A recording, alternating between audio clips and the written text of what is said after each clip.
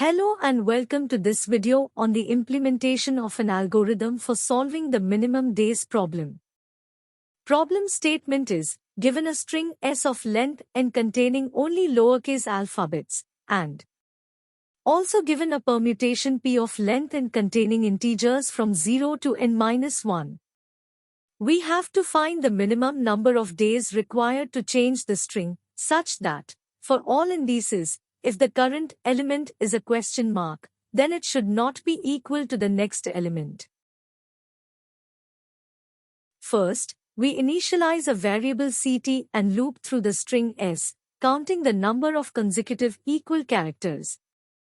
Next, we check the number of ct in the string s.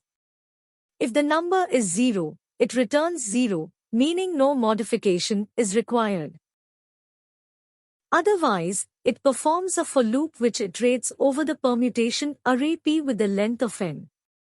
In each iteration, it checks the previous and next characters of the character at the current index in p. If the previous or next character is equal to the current character, it decreases the ct value by 1. After that, it replaces the current character with a question mark.